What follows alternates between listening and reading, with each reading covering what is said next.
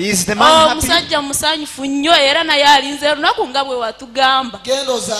Go and give birth every year. Amanya gange Nzerubega Isa Mvira Kajansi.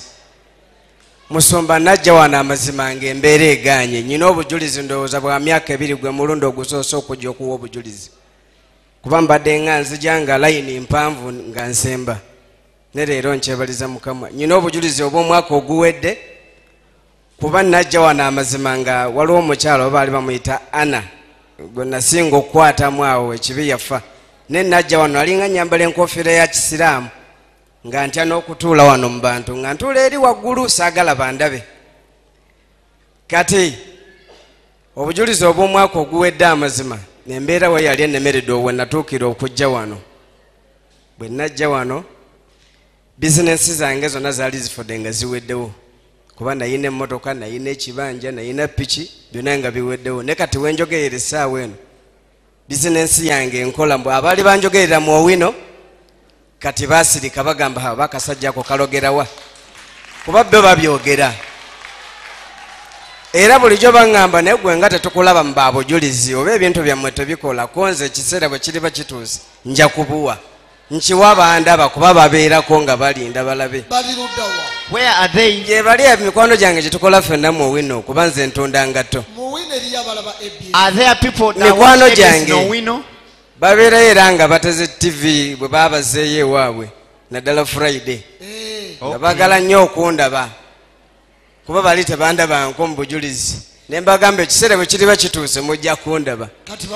So they are watching you. Ebyawano si bya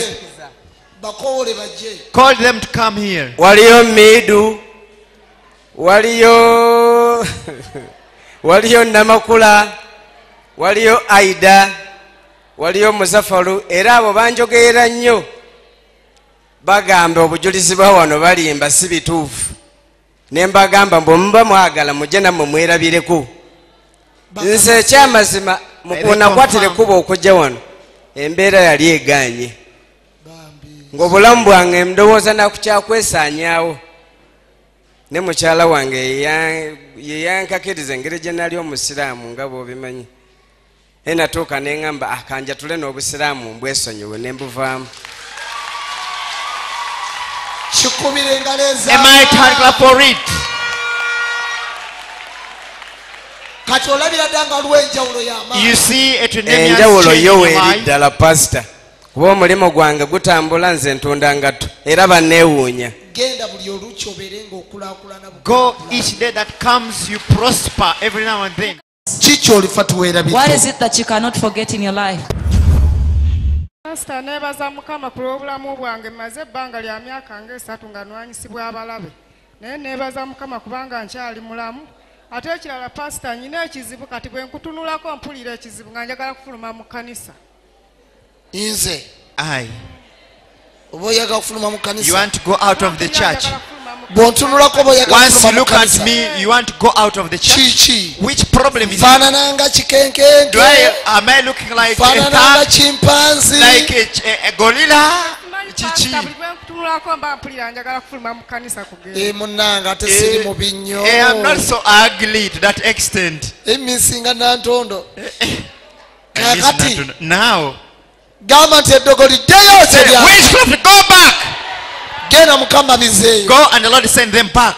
Nebaza pastor iga kuba lwe najja wano n'asabira nali mulwadde naye kati nawona. Taata w'omwana aliwa. Where is the father to the kid? Taata w'omwana wange gyali nabo bajjako wano naye kale ebyabwe byo byagaana.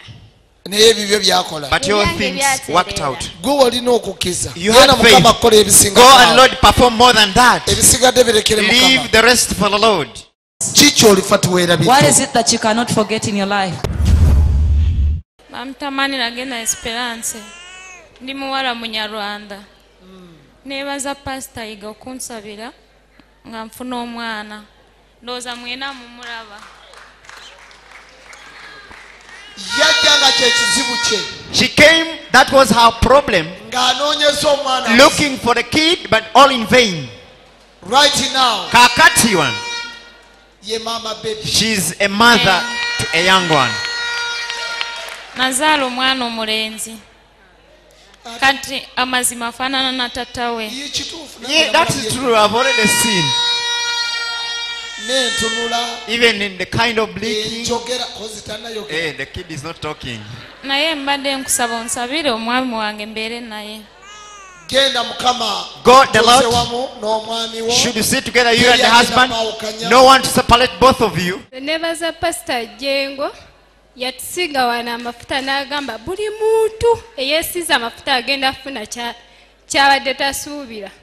Pastor yali maze n'omusajja emyaka 3 naye amafuta bagatusiga lwa 6 ku Mande ng'alina omuwala naye nga simumanyi. Omuwala n'ankubira essimu nambuuza Irene kyalisa omwagala konze baweya ne mugamba bange ekyalisa akola kintu akola kineno ne mugamba ha nangamba Irene va ku musajja omaze naye banga kikoze maze naye emyaka 3 nangamba Irene va ku musajja ngenda kukola ki ne mugamba musajja mukuu denze nsabira wa Pastor Iga naye waba wange ajja kudda waba si wange genda naye ne pastor omusajja namwesonyiwa kale wali wenkolera nkola sente zange ata neegomba kuba yankwana bankozesa kati neekozesa pastor nkola sente zange nziyina otusabira ne tufuna ne pastor omusajja newe mbanyimiridde n'omuntu lwaki kimuluma nnyo nannemerako ng'atayina omukazi. Pastor omusajja nali mwagala kubanga nalekanga n'abasajja bangi nengenda n'ewaka dedi nangamba nze saagala musajja alina sente kubanga nina sente nenjagala obeere mufumbo ng'omusajja byonna mbimugamba ne mugamba waffe togenda tugulira panado ne pastor oli omusajja teyawuliriza ne muleka namugamba waffe togenda tugulira panado nti olw'okuba nkwagala kubanga pastor abasajja abamu batwagala nga bamanyi tugenda bakabira ebizibu byewaka kyeki namugamba waffe togenda tugulira panado teri pastor kutuusa nti pastor yenga dadi sente zaziyina era yabeera ayagala ekimuweesa ekitiibwa omwana we ng'alina wakoze ekikubanga pastor nze mukulu oli mwana wani wa muzeeyiwire abeera mawokotabuwama wire kasirye ne pastor omusajja lwaki annemerako kuba kati okuva etwayawukana naye pastor nfuna abasajja ab'enjawulo pastor nali nyinyuse nga ngenda nalinnya takisi nefunako omuzungu nali nyimiridde ku kkubo nga ninda takisi kati nagenda olaba omusajja nga paakinga emmotoka nangamba madamu pascam neŋŋenda nambuuza ova wakoze nva kola ne mudamu byonna mu luzungu nangamba nsaba kutwalako naye nkoma kumpi awo bbunga ne mugamba it's okay nantwalako pastor nangamba nkwagala nkwegombye oli yanneegayirya nangamba Can you refuse mzungu?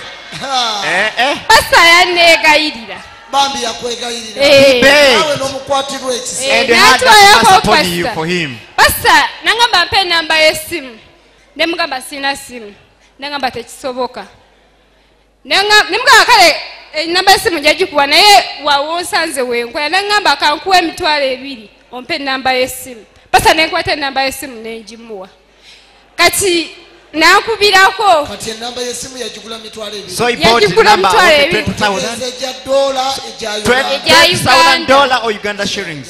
Pastor nangamba tugenda ku blood test kati yali awo nga bamukubidde ewaabwe mbwalina byagenda okuddayo okumaliriza nankubira nangamba jangu osange wano nannyonnyola buli kimu nangamba naye weekole ki weekuume ngenda kumawo tugende ku blood test nsobole okubeera naawe. Pastor muzungu yagenda yaddayokko nenga alinamu muno kampuni kati pastor omusajja yalabanga embeera luli pesa nali njagala nnyo omuvubuka oyo nga mwagala ono omuvubuka gwe twayawukana naye pastor nesigalawo kati nze nesigala nga mbivaako kyanyiga nekinyiga kuba nali mu kisiibo neŋŋamba kansiibe mukama yamanyi ne pastor omuvubuka ekisinga okunuma olunaku lw'ejjo waliwo omukwano gwange yazaawo wenkolera pasita nze mukama nali simanyi nti ndifunako ne ku mukozi nekozesa ku mukozi nga ntudde wali eri ndi ku simu yange